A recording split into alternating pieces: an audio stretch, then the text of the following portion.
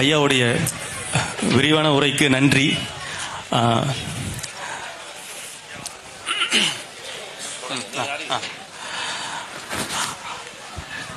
அடுத்ததாக நாம் அனைவரும் அவளோடு எதிர்பார்த்து கொண்டிருக்கோம் நம்முடைய ஆருயிர் அண்ணன் நாம் தமிழர் கட்சியின் தலைமை ஒருங்கிணைப்பாளர் அண்ணன் செந்தமன் சீமான் அவர்கள் உங்களோடு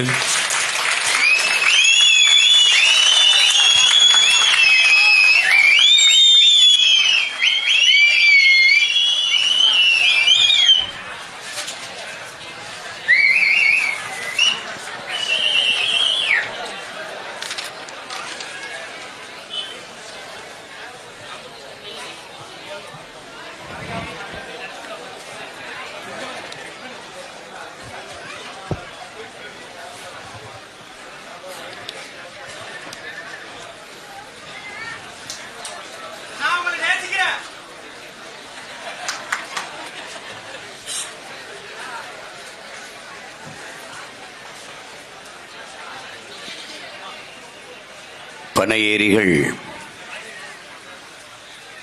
பாதுகாப்பு இயக்கம் நடத்தி கொண்டிருக்கிற கல் எமது உணவு, கல் எமது உரிமை என்ற முழக்கத்தை முன்வைத்து நடக்கின்ற கல் விடுதலை மாநாட்டிலே பங்கேற்றிருக்கிற பெருந்தகை கல்லிறக்கும் உரிமையை பாதுகாப்பதற்காக கால் நூற்றாண்டு காலமாக களத்திலே நின்று போராடி வருகிற பெருந்தமிழர் நம்முடைய அப்பா கல் நல்லசாமி அவர்களே, தொடர்ந்து இந்த உரிமைக்காக தொல்லைகள் பல நேர்ந்த போதிலும் தளர்வின்றி போராடி வருகிற என் உயிர் தம்பி பனையேரி பாண்டியன் அவர்களே, மாநாட்டிலே பங்கேற்றிருக்கிற என் உயிருக்கினிய உறவுகளான பனையேரி சொந்தங்களே, உயிரோடும் உணர்வோடும் கலந்து வாழ்கிற என் உயிர் தாய் தமிழ் உறவுகளே, உங்கள் அனைவருக்கும் என் அன்பும் வணக்கமும்.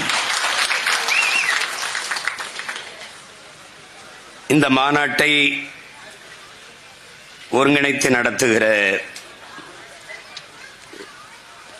பனையேரிகள் பாதுகாப்பு இயக்கத்தினுடைய திருச்சி மாவட்ட பொறுப்பாளர்கள் மதிப்பிற்குரிய ஐயா துரைசாமி, மதிப்பிற்குரிய மணி அவர்கள், பெருமதிப்பிற்குரிய பாண்டியன் அவர்களுக்கெல்லாம் என்னுடைய அன்பும் வணக்கமும்.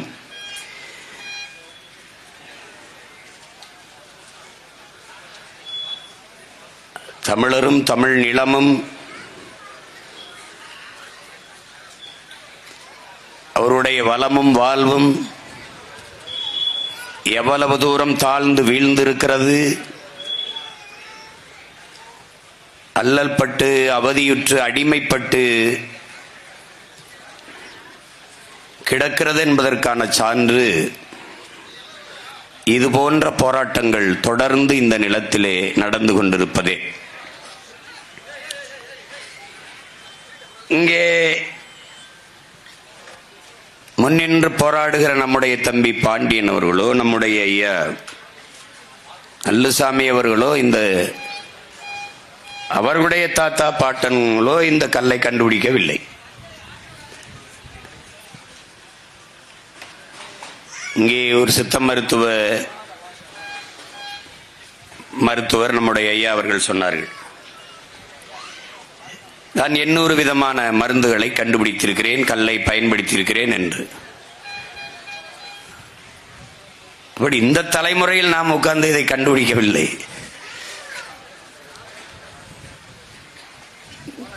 பண்டை காலம் தொட்டு தமிழனுடைய வாழ்வியலோடு அவன் மரபோடு இணைந்திருக்கிற ஒன்று பனை, கல், பதநீர் போன்றதெல்லாம். அறிவார்ந்த என் தம்பி தங்கைகள் சிந்திக்கணும், இப்படிதான் பார்க்கணும். இந்த பனையை பார்க்கும்போது நம்முடைய அப்பா நல்லசாமி அவர்கள் விளக்கி பேசினார்கள். பனையே ஒரு கற்பகத்தரு என்றுதான் சொல்லுது. 840க்கு மேற்பட்ட பொருள்களை தன் உடலில் இருந்து இந்த மானுட சமூகத்தின் பயன்பாட்டிற்கு தருகிற ஒரு உயிரினம் உலகில் உண்டென்றால் அது பனைதான். அதனால்தான் நாம் மற்ற உயிர் செடி மரங்களுக்கெல்லாம் பக்க வேர்கள் ஓடும். பனைக்கு பக்க வேர் கிடையாது. நீங்க அது வேர் கிடையாது. பனைக்கு வேர் கிடையாது, டியூப், குழாய் தான். பனைமரம், பட்டு போன பனைமரத்தின் வேரை எடுத்து பார்த்தீர்கள் என்றால் கருப்பாக இப்படி ஒன்று வேடும் ஒரு இது இருக்கும். அதை உரிச்சிங்கன்னா உள்ள ஒரு பஞ்சு மாதிரி ஒன்று இருக்கும். பஞ்சு கருப்பை கழட்டிங்கிற கூடு மாதிரி வந்துடும். நீங்க வேணா சோதிச்சு பார்க்கலாம். எங்கேயாவது பட்டு விழுந்த பனைமரத்தின் வேரை எடுத்து பார்த்தீங்கன்னா, தூரை எடுத்து பார்த்தீங்கன்னா, அந்த பஞ்சில் 1000 அடிக்கு கீழே சென்று நீரை உறிஞ்சி கொண்டு வந்து வைத்துக் கொள்ளுங்கிறது. இதை நம்முடைய அப்பா நம்மாழ்வார் அவர்கள் ஒரு கிணற்றை சுற்றி 10 பனைமரங்கள் இருந்தால் கடைசி வரை நீரை வற்ற விடாது என்று சொல்கிறார். இடித்து கொண்டாந்து வச்சுக்கிறோம். இப்ப நீரை வளப்படுத்தக்கூடிய ஒரு மரமாக பனை இருக்குது. நீரின் வளத்தை நாசப்படுத்தக்கூடிய ஒன்றாக சீமக்கருவேல இருக்கு. ரெண்டும் ஒன்றா நிக்குது பாரு. சீமக்கருவேலையை வெட்டுனா வெட்ட மாட்டான், பனைமரத்தை வெட்டாதேனா வெட்டி விற்பான். இதை தோண்டாதேனா தோண்டுவான், நீத்தேன்னு தோண்டாத எடுக்காதேனா தோண்டுவான், மண்ணை தோண்டி விற்காதேனா தோண்டுவான், அதை தோண்ட மாட்டான், இதை தோண்டுவான். என்ன செய்தோ எதை சொல்றோமோ, புடுங்குற ஆணி எல்லாமே தேவையில்லாத ஆணி மாதிரி நம்ம எதை சொல்றோமோ செய்யறது இல்லை. பேருந்து கட்டணம் இலவசம், கல்வி 10 லட்சம், பஸ்ல கட்டணம் இல்லாம போவாரு, படிக்க 10 லட்சம் கட்டி படிப்பார். நாம என்ன சொல்றோம், கல்வி இலவசமா தந்துரு, கட்டணத்தை நாங்க எடுத்துக்கிறோம். எதையாவது ஒன்றை நல்லா யோசிச்சுப்பாரு. அம்மாவுக்கு 1000 உரிமை தொகை, அது எந்த உரிமை? கலைஞரின் உரிமை. எங்க அம்மாவுக்கு காசு கொடுக்கறல அவருக்கு என்ன உரிமை? அவருக்கு ஏது அந்த காசு? சொல்ற அந்த அயோக்கிய பயல்களை பாரு. கலைஞர் காப்பீடு, ஜெயலலிதா அம்மையார் அம்மா காப்பீடு, என்ன காப்பீடு? காசு எதிரா உங்களுக்கு இதெல்லாம்? அம்மாவுக்கு 1000, தங்கச்சி படிக்க போது புதுமை பெண் 1000, தம்பி படிக்க போது தமிழ் மகன் 1000. வேலை இல்லாம 13 லட்சம் பேர் 3500 ரூபாய் வேலைக்கு, 3500 இடம் தான் இருக்கு, அதுக்கு 13 லட்சம் பேர் வேலை இல்லாம தேர்வு எழுதுறான். தேர்வு எழுதுனவன் பல கோடி பேர் வேலை இல்லாம தேர்வு எழுதுறான். இப்ப நான் என்ன சொல்றேன், எனக்கு வேலை கொடுத்துரு, நான் எங்க அம்மாவுக்கு 1000, என் தம்பிக்கு 1000, என் தங்கச்சிக்கு 1000 கொடுத்துறேன். அறிவு இருக்கிறவன் சிந்திச்சு பார்க்க வேண்டியது. படிக்க போகும்போது எனக்கு 1000 கொடுக்குது, ஓராண்டா கொடுக்குது, 12 மாதங்களுக்கு கொடுக்குது அப்படின்னா அந்த கணக்கு என்ன? ஓட்டுக்கு 1000, அப்ப 12000 கொடுக்குது ஒரு ஓட்டுக்கு. படிக்க போகும்போது 1000 கொடுக்கிற எனக்கு அரசு படிச்சு நின்னுட்டா கொடுக்குமா? கொடுக்காது. படிச்சு நின்றுட்டா வேலை கொடுக்குமா? கொடுக்காது. அப்ப நான் என்ன சொல்றேன், படிக்க போகும்போது 1000 வேணாம், படிச்சுட்டு நான் வந்த பிறகு வேலை கொடு. இதில் இழக்கிற பணம் மட்டும் 24,000 கோடி. அரசு அம்மாவுக்கு, தம்பிக்கு, தங்கச்சி கொடுக்கிற காசு இல்ல. இந்த காசை ஒரு ஆண்டுக்கு 12,000 24,000 இந்த காசை நிரந்தரமாக என் மக்களுக்கு வேலை வாய்ப்பு கிடைக்கிற தொழில்களை உருவாக்கி கொடுத்து விட்டால், வேலை வாய்ப்பை பெருக்கி கொடுத்து விட்டால், அதை வைத்துக் கொண்டு நிரந்தர வருவாயை ஈட்டுவான். இதுதான் ஆக்கப்பூர்வமான திட்டம். மண்ணை வளப்படுத்துகிற ஒரு மரம் பனை. நீ பனைனா இப்படி என்ன நினைக்கிற? எப்படி இந்த பனையை முதல்ல பாரு. தென்னைனா பராமரிக்கணும், அதுக்கு உரம் போடணும், தண்ணி விட்டுட்டே இருக்கணும், அதை பராமரித்து பண்ணணும், அதுக்கு நிறைய செலவு பண்ணணும். ஆனால் பனை அப்படி கிடையாது. கருக்க மட்டும் கழிச்சு விடணும், மட்டையை மட்டும் கழிச்சு விடணும், அவ்வளவுதான். அதனுடைய அந்த சல்லடை கூட உனக்கு வடிகட்டியா மாறுது. மட்டை நாரா வருது, மட்டை வேலியா வருது, மட்டை நார் கட்டலா வருது, கொட்டானா வருது, ஓலை பாயா வருது, ஓலை கூரையா வருது, பனை சட்டமா வருது. இப்பதானே மரங்கள், அப்பெல்லாம் சட்டை அந்த சட்டமா பயன்படுத்தி அதை வச்சுதான் வீடு கட்டணும், மச்சு கட்டணும்.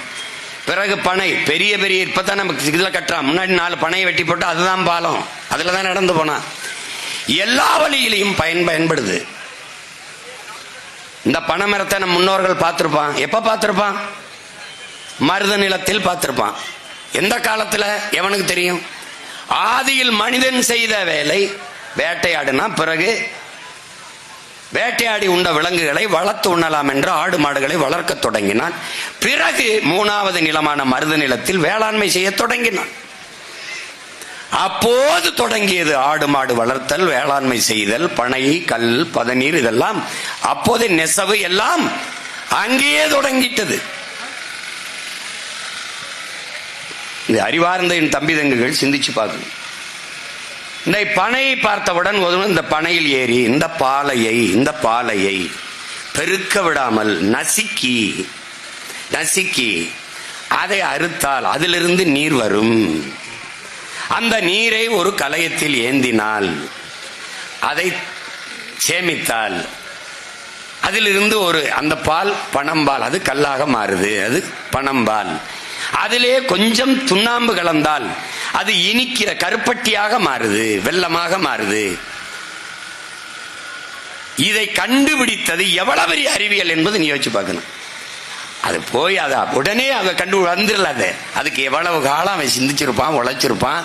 கருக்க கிழிச்சு மட்டையை கட்டி ஏறி போய் அதை அறுத்து கலையத்தை கட்டி அதுல விழுகிற பால் தூய பால். மாடு புள்ளையும் தண்ணீரையும் குடிச்சிட்டு பாலை கறக்குது, அது பசும்பால். இது தண்ணீரை குடிச்சிட்டு பாலை கறக்குது, இது பனம்பால். ஏன் கல்லுங்கிற? கல்லுன்னு சொல்றவன் கொஞ்சம் தள்ளி நில்லு. நான் சொல்றேன் அது பனம்பால், தென்னம்பால், ஈச்சம்பால், மூலிகை சாறு. அதுதான் இனி வருங்காலங்களில் அதற்கு பேரு. அதனால நாம என்ன சொல்றோம்? பனை.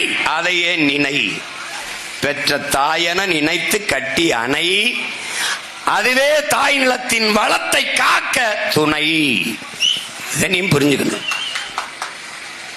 பனை மரங்கள் அடர்ந்திருந்த காற்றில் வளத்திற்கு ஒரு பஞ்சம் இல்லை. எங்க பொருளாதாரம் இருக்குன்னு தெரியாத பதர்களிடத்திலே நீ அதிகாரத்தை கொடுத்துட்ட. கல், மது என்று போராடுகிறவர் யார்? சாராய ஆலை முதலாளிகளின் கைக்கூலிகள், பெரும் முதலாளிகள். யாராவது இந்த டாஸ்மார்க் அதுல விற்கிற பீர், பிராண்டி, ரம், ஜின்னு, ஒயின் இதை எதிர்த்து போராடியதை பார்த்ததுண்டா? கல்லை மதுவென்று தடை செய்தவர்கள் யார்? சாராய ஆலை அதிபர்கள்.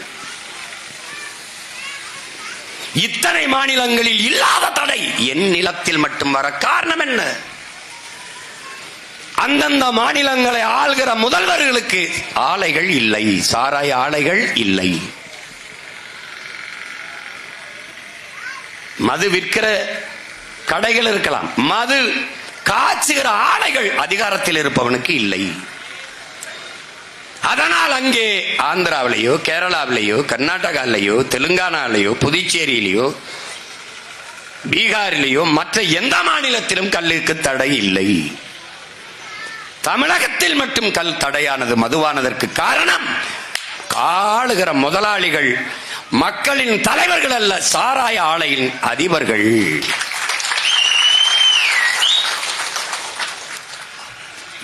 இதை அனுமதித்து விட்டால் 1 லிட்டர் 2 லிட்டர் குடிச்சிட்டு போயிடுவான். டாஸ்மார்க் வியாபாரம் படுத்துக்கிறோம், வீழ்ந்து விடும். அதனால என்ன நட்டம்? ஆலையில் இருந்து சரக்கு எடுக்கிற அளவு குறைஞ்சிரும். அதனால என்ன இழப்பு? நமக்கு வரக்கூடிய பல ஆயிரம் கோடிகள் குறைஞ்சிரும்.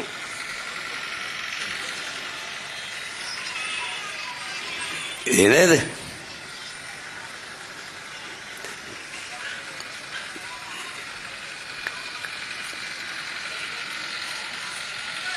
நம்முடைய அப்பா நல்லசாமி அவர்கள் சொல்லும் போது, தண்ணி இங்க போய் வீணாகுது, அங்க போய் வீணாகுது.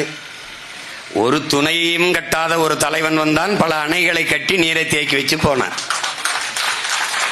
இவன் ஒரு அணையையும் கட்டாதவன், பல துணைகளை கட்டி பிள்ளை குட்டியில பித்து அத்தனைக்கும் பதவி வச்சு விட்டு போனான். படிக்காத அவன் ஊருக்கு பள்ளிக்கூடம் திறந்து படிக்க வச்சு விட்டு போனான். இவன் ஊருக்கு 5-6 டாஸ்மார்க் திறந்து குடிக்க வச்சு விட்டு போனான். நமக்கு அவனும் தலைவன், இவனும் தலைவன். அவன் ஜமாதி எங்க இருக்குன்னு உனக்கு தெரியாது, இவன் ஜமாதி 200 கோடியில கடற்கரையில் இருக்குன்னு உனக்கு தெரியும். இந்த சமாதி கட்டியவர்களுக்கெல்லாம் சமாதி கட்டாது நமக்கு விடிவு இல்லை, நமக்கே விடிவு.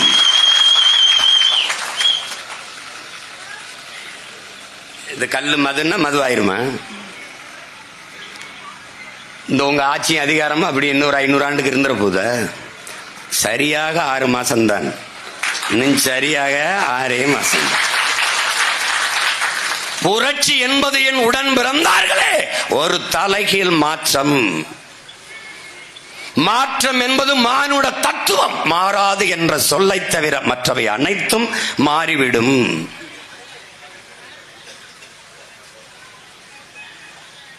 உலகெங்கிலும் வரலாற்றின் சக்கரங்கள் சுழன்று கொண்டே இருக்கிறது.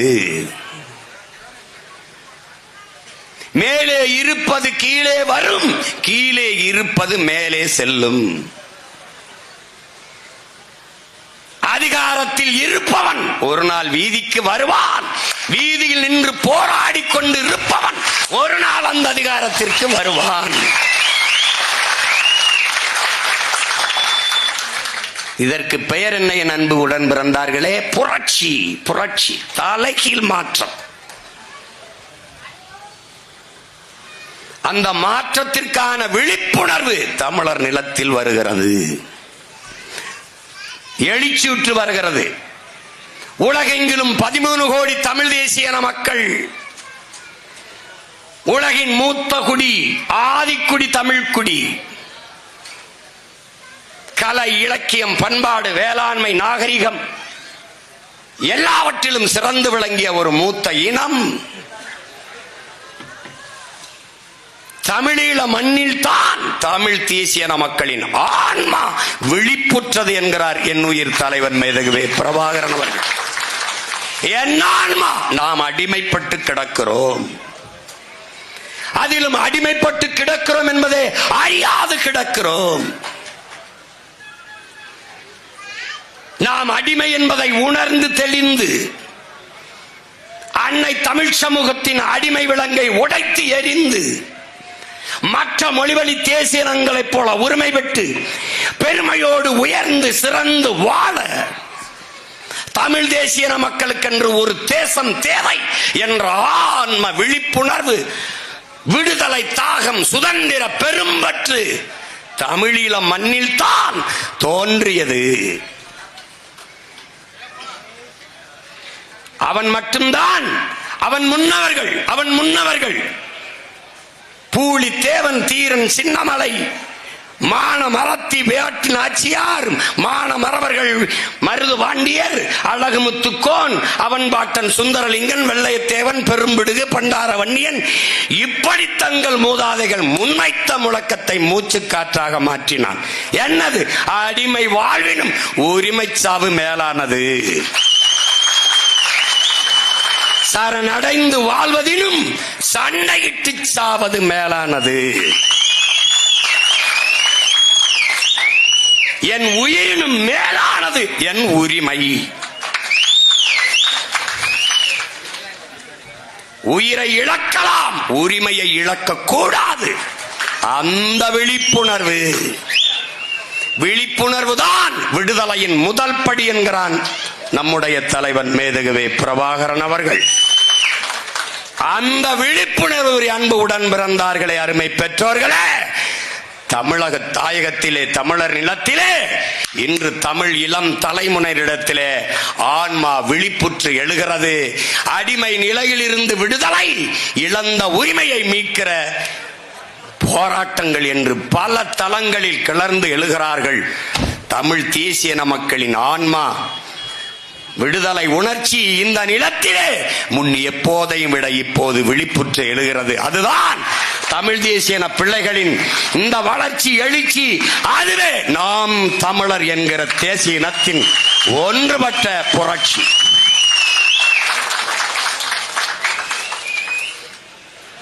எல்லாவற்றையும் சரி செய்ய துடிக்கிற பிள்ளைகள் இதை சரி செய்ய மாட்டோமா?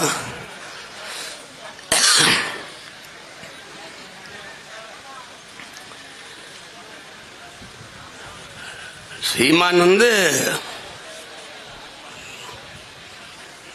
அவர்களுக்கு கல்லை தடுப்பதல்ல பிரச்சனை. சீமான் மக்களிடத்தில் போய் சேருகிறான். சீமானை வளர விட்டுறக்கூடாது.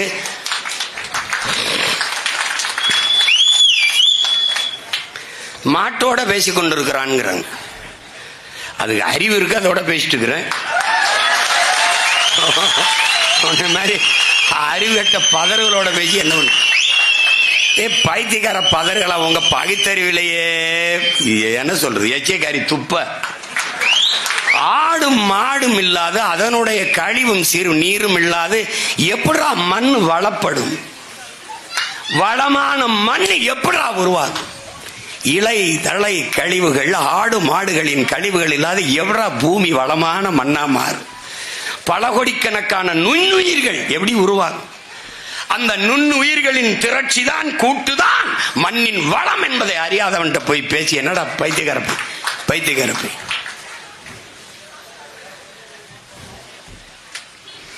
பெற்ற தாயே பிள்ளைகளை எங்கேயாவது தூக்கி போட்டு போயிடாடா. அந்த பிள்ளையை என் பிள்ளைன்னு பால் ஊத்துற தாய் என்னுடைய பசுடா. பைத்தியக்காரப்பையில டே பைத்தியக்கார பையல, டே முட்டா பயலுக்கு பிறந்த முட்டா பயல, டே நீ பிறந்தவன தாண்டா உங்க ஆத்தா உனக்கு பால் ஊற்றா. பிறக்கும் போது, நீ இறக்கும் போது, சாகும் போது நாயே உனக்கு சங்கல பால் ஊத்துறான்ல, அது பசு பால் தாண்டா. நாயே உனக்கு உயிர் பால் ஊட்டியவள் உன் தாய், உனக்கு இறுதி பால் ஊட்டி பயணம் அனுப்புவள் பசுடா. பைத்தியக்கார நாயே. அவள் என் தாயடா. நான் போராடுறது எதுக்கு? அவன் மேயடா. மேய விடுறா பைத்தியக்கார பையல. நீ இப்படியே பேசிக்கிட்டே இரு, நான் வந்து உட்கார்ந்துருவேன். அப்புறம் நீ என்ன பண்ணுவ? முன்னாடி உட்காந்து கை தட்டிட்டு இருப்ப. நாய முன்னாடி உட்காந்து கை தட்டிட்டு இருப்ப. பைத்தியக்கார இவங்க பகுத்தறிவிலேயே தீய வச்சு கொளுத்த கருமம். கல்லு இறக்கிட்டாங்க. கல்லு இது எப்படியா? அதுல கம்யூனிஸ்ட் ஐயா கூட சொன்னாங்க, நம்ம பெரிதும் மதிக்கிறோம் ஐயா சண்முகம் அவர்கள்லாம். ஏதோ அவங்களுக்கு நம்மளை கண்ட ஒரு சங்கடமா இருக்கு. கல்லை உணவுங்கிறார்கள், அவர் பிள்ளைக்கு கொடுப்பாரா அப்படின்னு. பிரியாணி எனக்கு பிடிக்குது, நல்ல உணவுன்னு தான் சாப்பிட்றேன். அதுக்காக என் பிள்ளை சின்ன பையன் 2 வயசு பையலுக்கு பிரியாணி ஊட்டிட முடியுமா? அந்தந்த வயதுல எது எது மருந்து, கல்லு உணவு அது மருந்துன்னு சொல்லுது. இந்த பாரு தள்ளுபா இந்த பாரா பதார்த்த குண சிந்தாமணி என்கிற பழைய மருத்துவ நூல், அதுல தேரையர் எனும் சித்தரால் இயற்றப்பட்டது. இதில் உண்ணும் பொருட்கள் பற்றிய மருத்துவ குணங்கள் முழுமையாக விவரிக்கிறது. அவற்றில் பனையின் கல்லில் மருத்துவ பயன்கள், 7 தாதுக்களான சுரபிகள், குருதி, தசை, கொழும்பு, எலும்பு, கொழுப்பு, எலும்பு மச்சை, சுக்கிலம் ஆகியவற்றை பனையின் கல் உறுதியடை செய்கிறது. இது மாதிரி பிராண்டி குடித்தால் இது குணமாகும், விஸ்கி குடித்தால் இது நலமாகும், ரம் குடித்தால் இது கும்முனாகும், ஜின்னு குடித்தால் இது கிண்ணுனாகும். எப்படிதான் சொல்லட பைத்தியக்காரன் நாயே. நம்மளை எதிர்த்து போரிடு. அது டாஸ்மாக் கடையில் போய் கதவை முட்டிடுச்சா, அதாவது பண்ணு ஒன்று செய்யி. மதுவை ஒழிக்கிறோம்ங்கிற போராட்டம் குடிச்சு ஒழிச்சிருது. ஏழ்மைய ஒழிங்கன்னு சொன்னா அதான் ஒழிக்கிறோமே. எப்படி எல்லா இலையும் கொண்டுட்டா ஏழ்மை ஒழிஞ்சிரும். விவசாய பிரச்சனையை தீரு, அதுக்கு எப்படி விவசாய பிரச்சனை? விவசாயம் எல்லாம் கொண்டு வரும். எனக்கு விவசாய சின்னத்தை முதல்ல கேட்கும்போது, காலமாட கேட்கும்போது உயிர் உள்ள எதையும் தர முடியாதுட்டான். மயில கேட்டேன், தேசிய பறவைன்ட்டான். புளிய கேட்டேன், தேசிய விலங்குன்ட்டான். அந்த சண்டை தனி. அப்ப தேசிய மலர் எதுக்கு அவருக்கு கொடுத்தான்னு கேட்டேன். அது எப்பவோ நடந்துருச்சுங்க. இப்படியே சமாளிச்சிட்டோம் தான். கடைசியா யானையை கேட்டேன். யானை அம்மா மாயாவதிக்கு ஏன் கொடுத்தான்னு கேட்டேன். காலமாடு உயிருள்ள எதையும் தர முடியாது அப்படின்னு என்ன பண்ணா, விவசாய கொடுத்தான். இப்ப என்ன நீ புரிஞ்சுக்கிற? விவசாயி அவனும் உயிரோட இல்ல, அவ்வளவுதான். அதை எனக்கு ஏன் கொடுத்தான்? உயிரை கொடுத்தாவது விவசாயத்தையும் விவசாயிகளையும் காப்பாற்றுவான் சீமான். அவன் முன்னவர்கள் கண்ட கனவுபடி வாழ்ந்த தலைவன். காந்தி கண்ட பொருளாதார கொள்கை தற்சார்பு, அம்மையார் இந்திரா காந்தி கொண்ட பொருளாதார கொள்கை தற்சார்பு, எங்கள் தாத்தன் காமராஜர் கண்ட கனவு தற்சார்பு பொருளாதாரம். ஊரா நாட்டிலே போய் சோத்துக்கு கையேந்தவா போராடி சுதந்திரம் பெற்றோம். கூலோ கஞ்சியோ இருக்கிறத குடிச்சிட்டு நிம்மதியா படுப்போம். இதாண்டா தற்சார்பு. இந்த தற்சார்பு படித்த நாட்டை கட்டி எழுப்பிய தலைவன் எங்கள் தலைவன் மேதகுவே பிரபாகரன் அவர்கள். அவனே வேளாண் பண்ணைகளை உருவாக்கினான், ஆடு மாடுகளை வளர்த்தான், பனை ஏறி பதநீர் ஏறி கருப்பட்டியலை செஞ்சான், பணம் பழத்தை அதிலே மிட்டாய் செய்தான், எல்லாம் செய்தான். பனங்கிழங்கிலே உடியன் மாவு என்று மாவு செய்தான். நாம் பயன்படுத்துற மைதாவுக்கு பதிலாக பயன்படுத்தினான். வெள்ளைக்காரர்கள் பிரபாகரா ஒண்ணுமே இல்லையே, ஒரு சின்ன நிலத்திலே ஒரு வளமும் இல்லாத நிலத்தை தனி நாடாக அடைந்து நீ என்ன செய்வாய் என்று கேட்டதற்கு என் தலைவன் சொன்னது, எனக்கு என்னுடைய பனையும் என்னுடைய இறாலும் போதும், எனக்கு நான் உலகத்தின் தலை சிறந்த நாடாக கொண்டு வருவேன் என்று. தற்சார்புனா என்னன்னு தெரியல பைத்தியக்காரப்பில். ஒரு கிலோ கருப்பட்டி தட்டி பாடுறாடே, தட்டி பாடுறா. அமெரிக்காவில் ஒரு கிலோ கருப்பட்டி 1000 ரூபாடா கேள்வி. அதை விட்டு எல்லா டாக்டரும் சொல்றான், கருப்பட்டியில சர்க்கரை அளவு குறைவா இருக்கு, கருப்பட்டியை பயன்படுத்துங்கள். கருப்பட்டியை பயன்படுத்தி கருப்பா இருக்குல்ல அது. அதனால இனிமே நம்ம ஆளுகெல்லாம் கருப்பட்டியை செஞ்சு கொஞ்சம் வெள்ளை அடிச்சு அப்படி வீங்க. நீ பாராடே, நான் வந்த பிறகு குறிஞ்சி அங்காடி, மருதம் அங்காடி, நெய்தல் அங்காடி, முல்லை அங்காடின்னு வச்சு அரசு பணியாக்கி நான் இந்த நாட்டை தலை சிறந்த நாடா மாத்தல. நீ பாட்டே அதுல கருப்பட்டி விற்பேன். கருப்பட்டி ரோட்ல போகும்போது வெக்கம் இல்லாம கருப்பட்டி காஃபி கிடைக்கும் எழுதி வைக்கிறான். அங்க போய் வண்டி நிக்குது, மயத்துக்கா நிக்குது, அங்க போய் கருப்பட்டி காஃபிய. ஆனா கருப்பட்டி வந்துடப்படாது, ஏன் பணம் ஏறிடப்படாது, அது குலத்தொழில். ஏண்டா ஆடு மாடு மேய்த்தல் குலத்தொழில், நாங்க மீன் பிடிக்கிறது குலத்தொழில், வேளாண்மை செய்வது குலத்தொழில், பணம் ஏறுவது குலத்தொழில். இப்ப உட்கார்ந்து பேசிருக்க, உனக்கு என்ன தொழில்? இப்படியே பேசியிருக்கடா பரதேசி நாய, உனக்கு என்ன தொழில்? தண்டச்சோறு, சோறு சொல்லாது, சோறை ஏன் திட்டத்துக்கு பயன்படுத்துற? தண்ட சாதம்னு சொல்லு. தண்ட ரைஸ்ரா, தண்ட ரைஸ் அப்படி ஒண்ணு பேசி விட்டுருவோம். தண்ட ரைஸ் கொடுமை. எங்க பொருளாதாரம்? எனக்கு என் தம்பிகள் அமெரிக்கால இருந்து மற்ற நாடுகள்ல இருந்து அனுப்புறது, அண்ணன் நம்ம கருப்பட்டிக்கு ரொம்ப இதா இருக்கு, ஆனா நம்மளுடைய கருப்பட்டி இருக்கு பாருங்க, இந்த கிண்ணத்துல காய்ச்சற வட்டு மாதிரி பெருசா கருப்பட்டி வட்டு, அதான் விரும்பல. இவ்வளவு பெருசா தூக்கிட்டு போறதுக்கு அவன் விரும்பல. என்னடா தம்பி செய்யலாம்னு எனக்கு படம் போட்டு வரைஞ்சு அனுப்புறேன். அண்ணன் நம்ம ஆட்சிக்கு வந்த பிறகு இந்த பாருங்க எப்படின்னா, இந்த கியூப் இந்த விடுதியில் போனீங்கன்னா இந்த சீனியை வந்து சதுரமா வெட்டி அப்படி எடுத்து போட்டுக்கல, அவன் போட்டு குடிச்சுக்கிடுவான் அந்த சக்கரை இல்ல இந்த தேநீர் குடிக்கும் போது. அது மாதிரி சின்னதா, டேய் நம்ம வெள்ளக்கட்டி மாதிரின்னு சொல்றான், அது மாதிரி சின்னதா. அதுதான் நம்ம ஆளுங்க அழகழகு வடிவத்துல பண்ணிடுவோம்டா. அழகழகா வடிவத்துல பண்ணி, டே நீ நான் சொல்றத நீ உனக்கு நக்கலா இருக்க, எல்லாமே உனக்கு கேலியா தான் இருக்க. நான் இந்த இடத்துல வந்து நின்று இவ்வளவு பேரையும் பயங்காட்டிட்டு இருப்பேன் நீ நினைச்சா? நீ என்னை எதிர்த்து போராட அளவுக்கு வந்துருச்சடா அந்த கட்சிகள் எல்லாம்.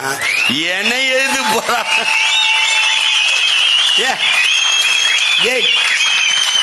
கல்லூரியா பேசிக்கிட்டு இருந்தேன். அங்க மாணவர்கள்லாம் எழுச்சி விடுறான், அவன்கிட்ட கேள்வி கேட்கிறான், அறிவுபூர்வமா கேள்வி கேட்கிறான், இவனும் பதில் சொல்றான். இவன் ஒரு மாதிரி தயாராகிறான். எந்த கல்லூரியிலும் சீமான கூப்பிடாதேன்னு போட்டான். உனக்கு புரியுதா? பயந்து நடுங்குவான், ஆனா வெளிக்காட்டிக்கிற மாட்டான். அது மறைக்கிறதுக்கு என்ன பண்ணுவான், உள்ள ஈரக்குள்ள நடுங்கிக்கிட்டு இருக்கும், மேல கோட் சுட்டப்பட்டுவான். இப்படி ஒரு கொடுமை. 4.5 லட்சம் ஓட்டு 1.1, அப்புறம் 17.5 லட்சம், அப்புறம் 30 லட்சம், அப்புறம் 36,50,000. இது 66 லட்சம் ஆகும். 1,26 லட்சம் ஆகும். இந்த அரசியல் நாங்கள் முன்வைக்கிற அரசியல் காலத்தின் அரசியல், நிலத்தின் அரசியல், என் மக்களின் தேவையான அரசியல்.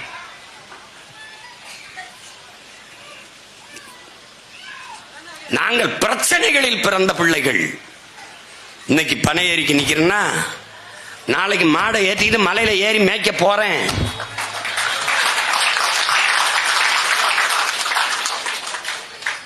என்ன பண்ணுவ? சிறையில் போடுவ. I am very happy. வெளியில விடுவ. Always I am very happy. ஏண்டா கொலை செஞ்சுட்டு கொள்ளை அடிச்சுட்டு ஊராஞ்சொத்தை திருடி உலையில போட்ட அயோக்கிய நாய்களே வெளியில கையை காட்டி டாட்டா காட்டி சிரிச்சுக்கிட்டு தெரியுது.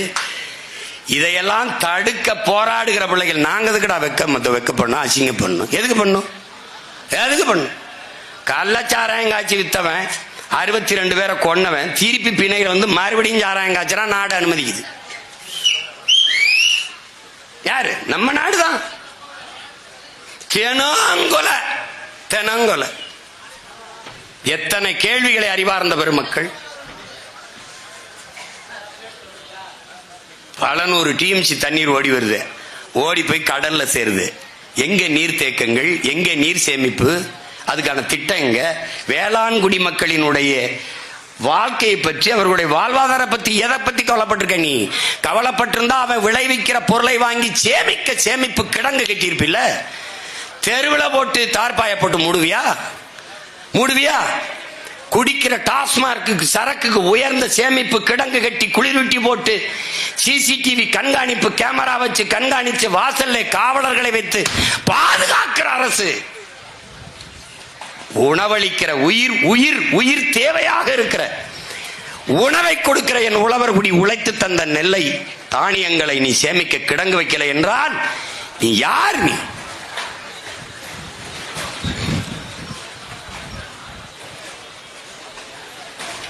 அவர்கள் பேசிக்கொண்டே இருப்பார்கள். கோயம்புத்தூர் பக்கத்தில் இருந்தாலும், அண்ணே நீங்க இந்த பனையை ஏறிவிட்ட மாதிரி இங்க வந்து ஒரு தடவை தென்னை மரத்தையும் ஏறி விட்டுருங்கண்ணே, ஒரே நெருக்கடியா இருக்கு. இரு கோவைக்கு வரும்போது சொல்றேன், அங்கேயும் ஏறி விட்டுருவோம். அங்க ஒரு மாநாடை போட்டு ஐயா தலைமையில, நம்ம அப்பா நல்லசாமி தலைமையில போய்விட்டு தென்னையை ஏறி விடுவோம்டா.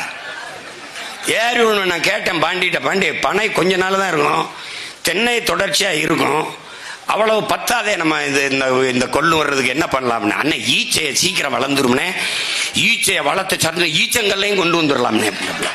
அப்புறம் தென்னை 3 வருஷத்துல வந்துருதுனே, அடிச்சிருவான். நாடங்களும் தென்னையா போட்டு தள்ளிய தாய்லாந்துல தென்னையிலிருந்து 17 இறக்குறான். இது நான் சும்மா சொல்றேன்னு நினைக்கிறியா? இந்த பாட்டி ஆட்சி நடந்து போட்டு காட்டேன் பாரு எப்படின்னு. உனக்கு தான் நம்பது, நீ கதை கேட்டே வளர்ந்தவன்ல, நான் காட்டுவேன். ஏன்னா எது ஒன்னையும் திரைப்படத்தில் சினிமாவில் சொல்ல சொல்றேன், சினிமாவில் அப்படி பயந்துக்கிறேன். அதனால நான் இப்ப படம் போட்டு காட்டுறதுன்னு முடிவு பண்ணிட்டேன். இந்த பார் நான் சொல்றதை நம்பல. இந்த பார் நின்றுகிட்டே தென்னை மரத்தில் 17 இறக்குறான் பாரு. இந்த பார் கல்ல காய்ச்சற கருப்பட்டி கூட 200 கூட விற்கிது பாரு. ஏன்னா இந்த சுண்ணாம்பு தேய்க்கும் போது கலப்படம்னு நினைக்கிறான் பாரு. அவ்வளவு இயற்கை உணவுக்கு திரும்புது உலகம். ஆனா ஈடு கொடுக்க முடியல, உற்பத்தியை பெருக்க முடியல. அப்ப என்ன செய்யறான்? 1 கிலோ தக்காளி கத்தரிக்காய்னாப்பா, 1 கிலோ கத்தரிக்காய்னா ஒரு 15 காய் இருக்கணும்பா, குறைஞ்சது ஒரு 15-20 காய் இல்ல 10 காயாவது இருக்கணும்பா. அது 1 கிலோவை 10 காயை விளைவிக்கிறது கஷ்டம்ட்டு ஒரே காயை 1 கிலோ ஆக்குறான்பா. அப்படி அதான்டா மரபணு மாற்று. அந்த விதையை எடுத்துப்பா, அதுல மரபணுவை மாத்தி முங்குன்னு வந்துடுதுப்பா.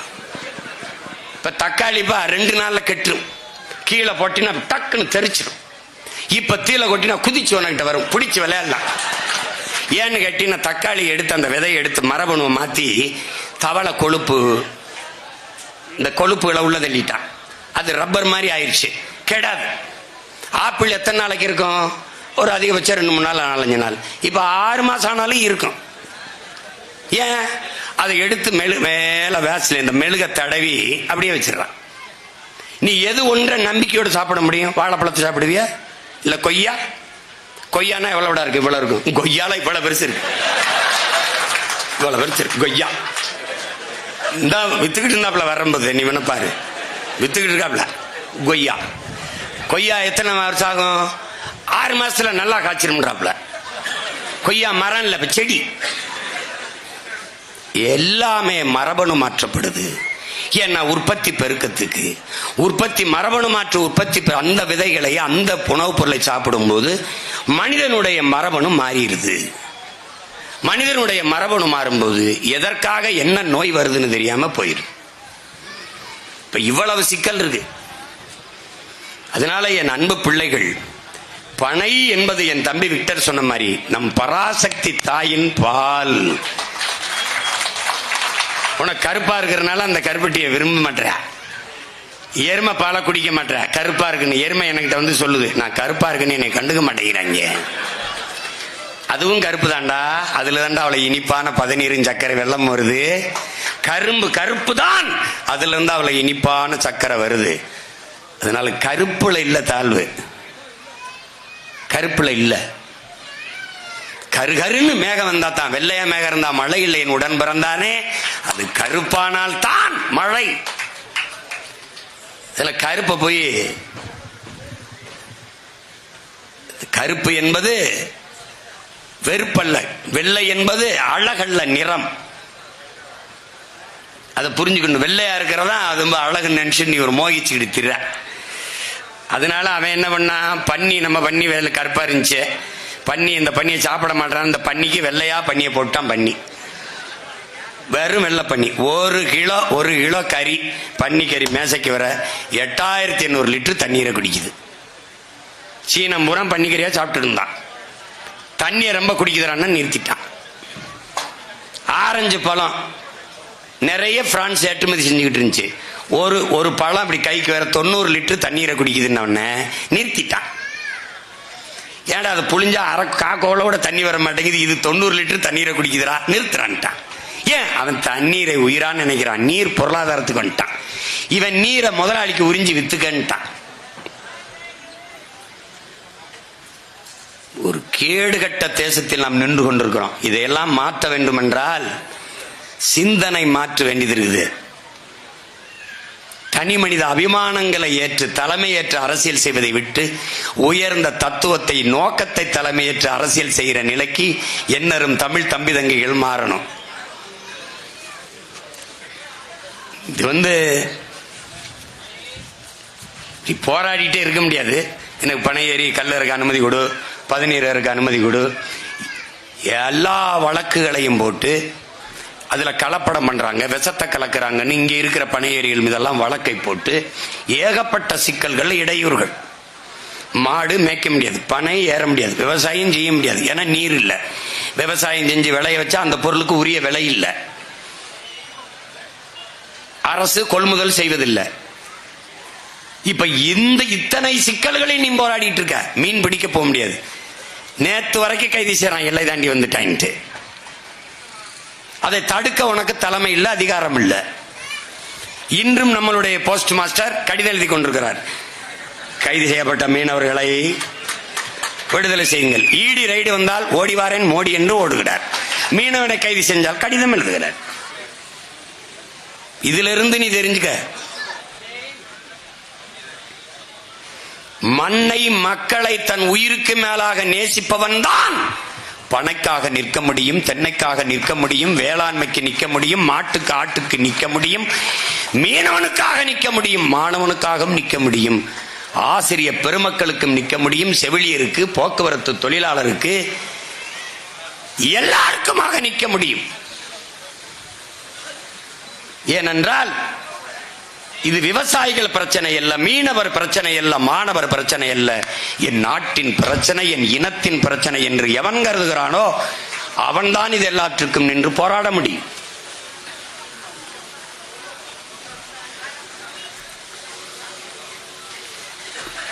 அதனால் அறிவார்ந்த தமிழ் சமூக தம்பி தங்கைகள், இவ்வளவு தூரம் இந்த மக்களை நேசிக்கிற நாங்கள், அப்பா நல்லுசாமி போன்றவர்கள், இத்தனை ஆண்டுகள் பெரும் வேளாண் பெருங்குடி மக்கள், அறிவார்ந்த அறிஞர் பெருமக்கள், இவ்வளவு காலம் போராடுகிறவர்கள், இந்த மண்ணை மக்களை உயிராக நேசித்து நிற்பவர்கள் விஷத்தை தங்கள் பிள்ளைகளை குடிக்க சொல்லி முன்மொழிவார்களா என்பதை அறிவார்ந்த தமிழ் சமூக மக்கள் சிந்தியுங்கள். இயற்கைக்கும் செயற்கைக்கும் இருக்கிற போர். ரம், விஸ்கி, பீர், பிராண்டி, ஜின்னெல்லாம் செயற்கை ரசாயன நச்சுகள். கல் என்பது பனை, தென்னை, ஈச்சையினுடைய மூலிகை சாறு. பனை என்கிற தாயில் இருந்து, தென்னையிலிருந்து, தாயில் இருந்து வருகிற பால். அதை எப்படி நீ நஞ்சுங்கிற? அதை எப்படி நஞ்சுங்கிற? கல்லை மதுவென்று தடை செய்ய சொல்லி போராடுகிற பெருமக்களே, உங்களுக்கு ஒரே ஒரு கோரிக்கை தான். நீங்கள் டாஸ்மார்க் கடையை மூடுகிறவன் எவனோ அவனோட கூட்டணி என்று உறுதியாக நில்லுங்கள். நாங்கள் கல் இறக்கிற போராட்டத்தை நிற்கிறோம். நீ இதை எதிர்த்து போராடுறதே அவன் ஒரு அரை சீட்டை எங்கேயாவது கொடுத்து நிக்க வைப்பானாங்கிற ஒரு சீட்டை அப்படி. வேற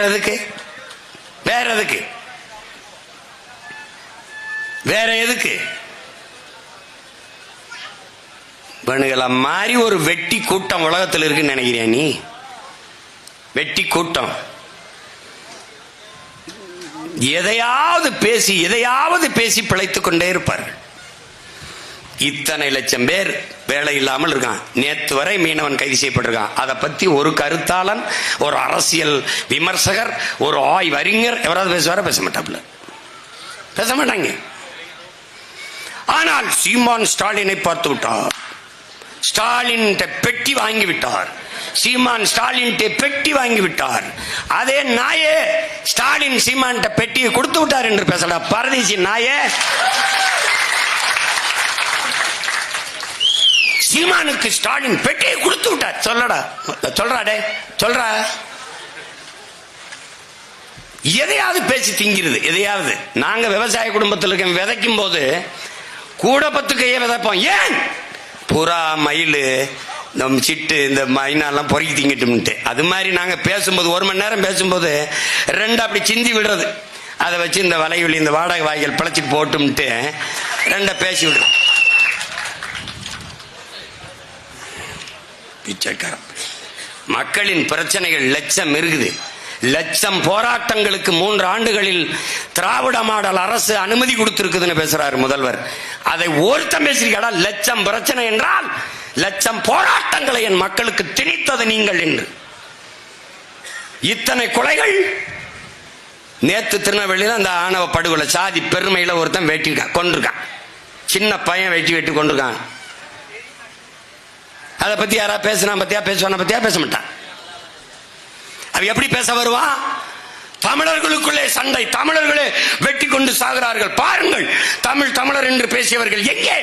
திராவிட புடுங்கி ஆட்சியில் தான்டா நடக்குது இது.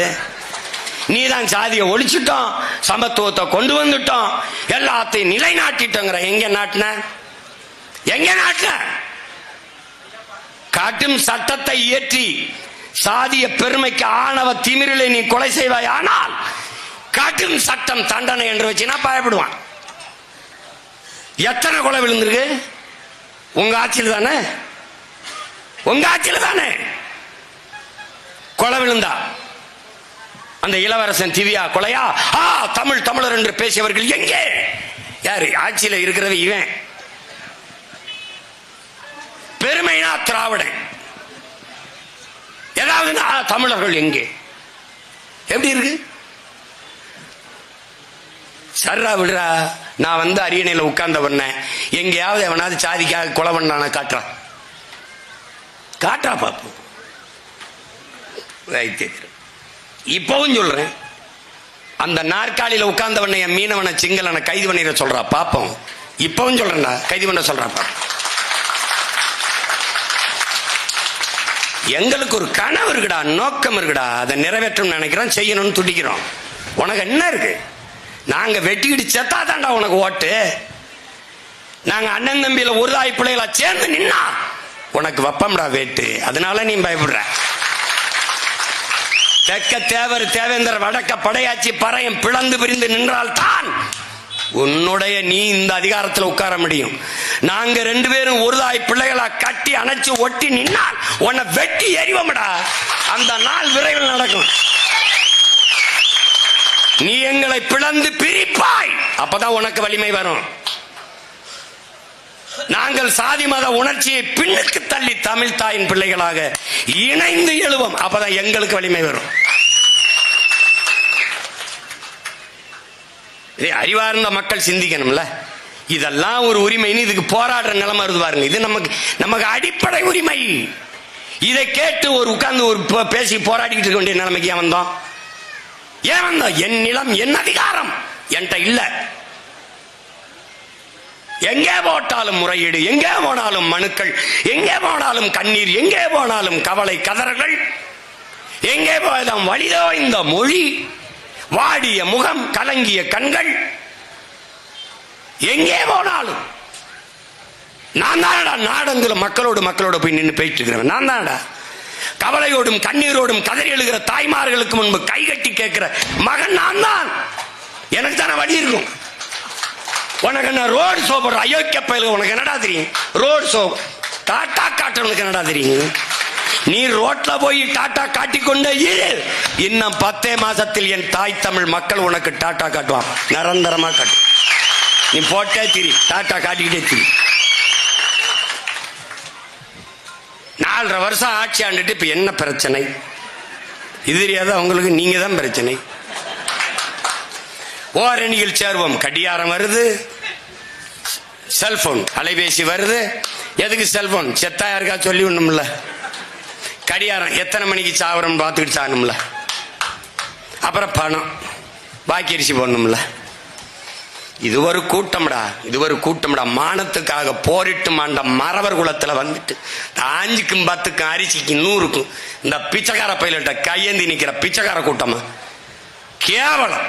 அவன் இருக்கிற அதிகாரமே நீ ஓட்ட பிச்சை. அவனடா நமக்கு இலவசம் பிச்சை போடுறது.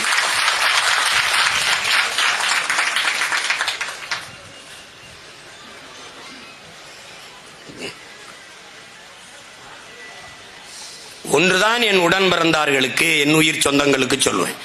நம் கோரிக்கைகளை, நம் பிரச்சனைகளை முன்வைத்து நாம் போடுகிற கோரிக்கைகளை அரசு ஏற்று, போராடுகிற கோரிக்கைகளை ஏற்று நிறைவேற்றினால் சரி. அரசு நம் பிரச்சனைகளை கையில் எடுக்காத போது அதிகாரத்தை அரசை கையில் எடுப்பதை தவிர நமக்கு வேற வழி இல்லை.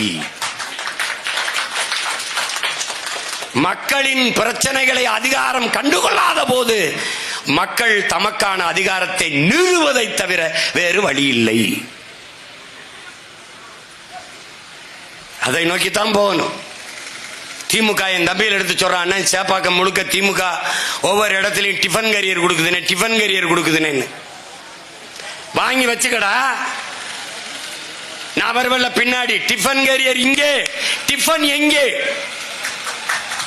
அது எங்கே? இங்கே விவசாய சின்னத்துல இவர்கிட்ட தான் இருக்கு டிஃபன்.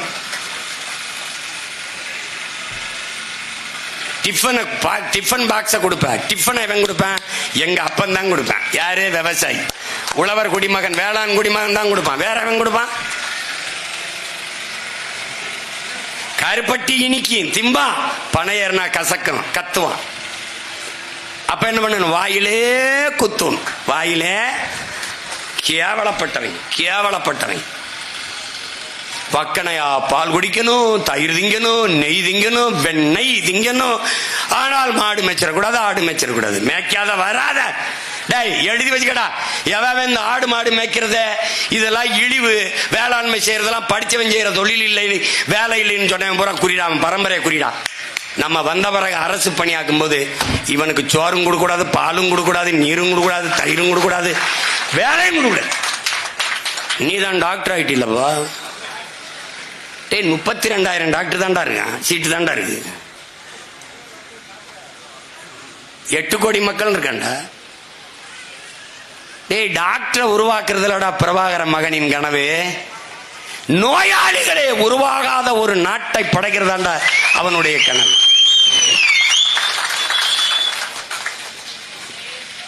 காவல்துறை, நீதிமன்றங்கள், வழக்கறிஞர்கள், தேவைப்படாத குற்றமற்ற குற்றவாளிகள் உருவாகாத ஒரு சமூகத்தை உருவாக்குவதாண்டா சிறந்த ஆட்சியாளனின் பொறுப்பும் கடமையும்.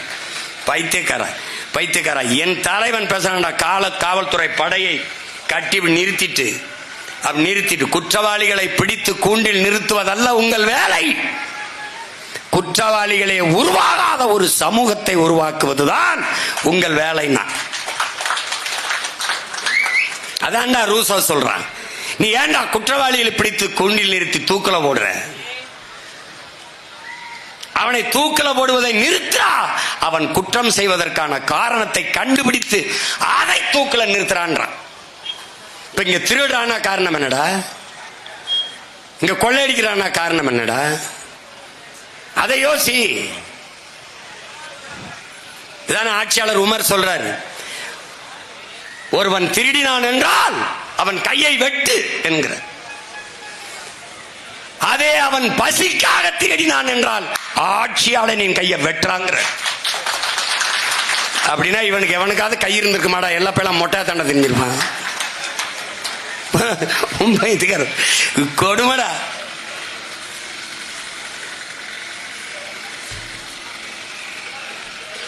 இது கோரிக்கை தான்.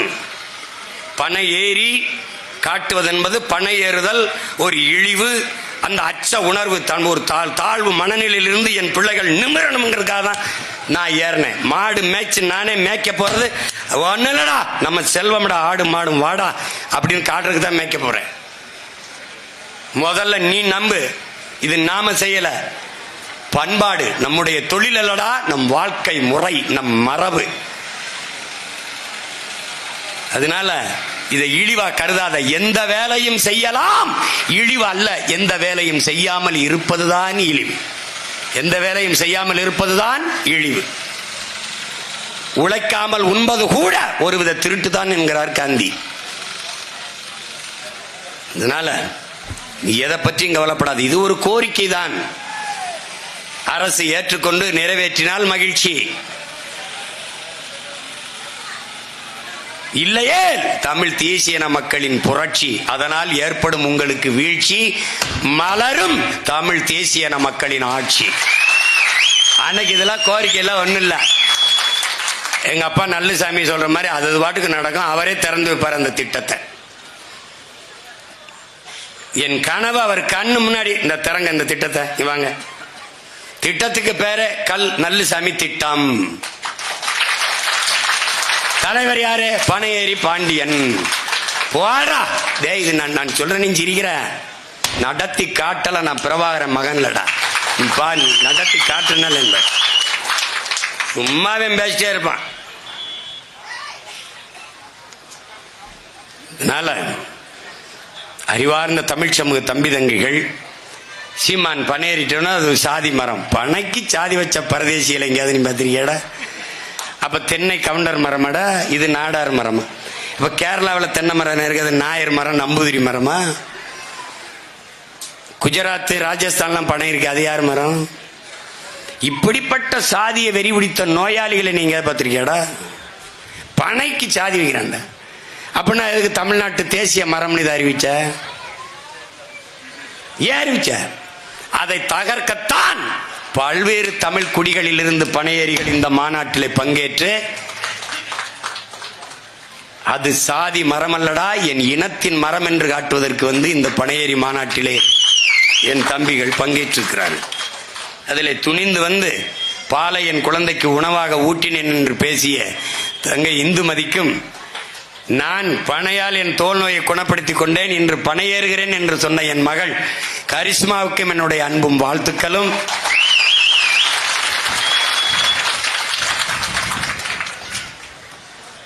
அதனால பனம்பாலை குடித்து வளர்ந்த மகன் என்கிற திமிரோடு சொல்கிறேன், பனை அதை நினை, பெற்ற தாய் போல கட்டி அணை, அதுவே நம் தாய் மண்ணை வளப்படுத்த துணை என்பதை மறந்து விடாமல்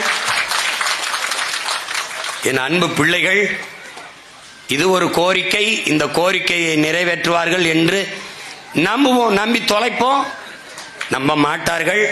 ஏனென்றால் அவர்கள் 40,000 கோடியிலிருந்து 50,000 கோடிக்கு டாஸ்மார்க் வியாபாரத்தை உயர்த்த முயற்சி செய்பவர்கள்.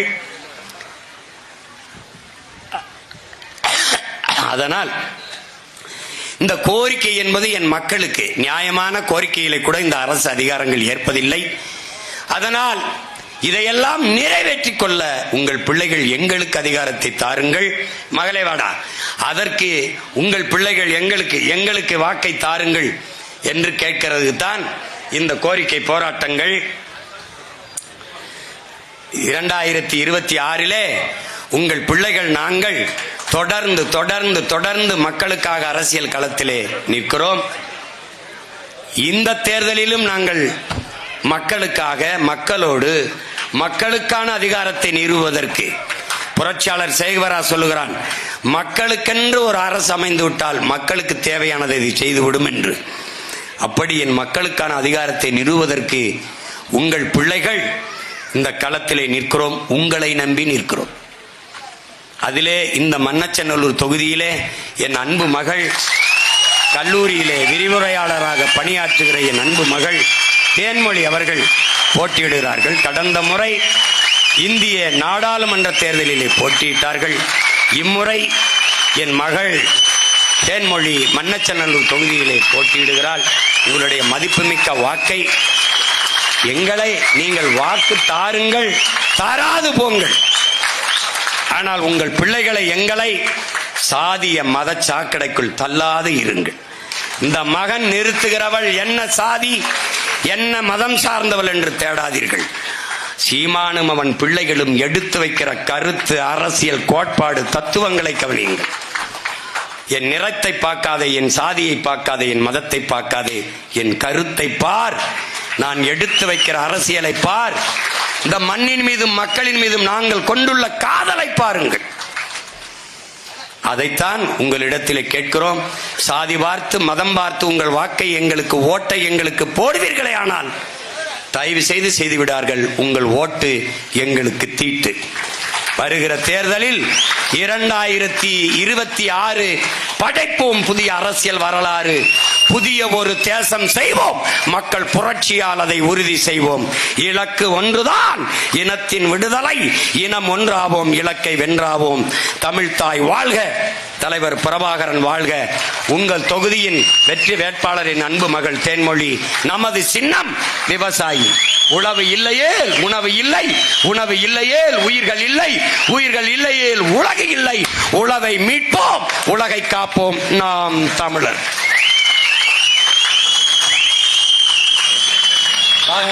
ரொம்ப நாள் பேசுங்க.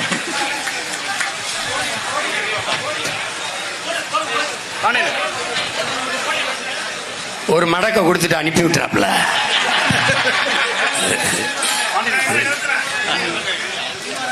நாங்க குடுவையில குடிக்கிறாளுகள்ல, குடங்குடமா குடிக்கிறாள். அப்படியே சாப்பிடுறீங்களா?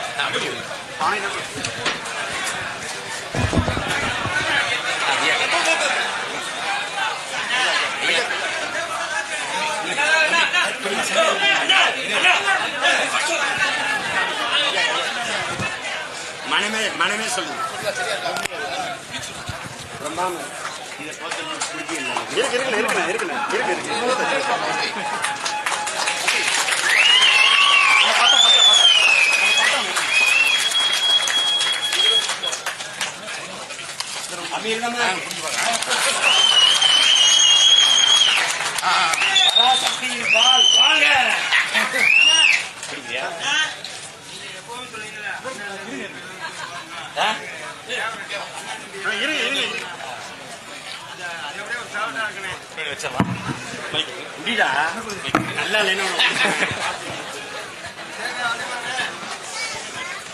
நல்லா போட்டோ எல்லாம் பண்ணிக்கிறீங்க.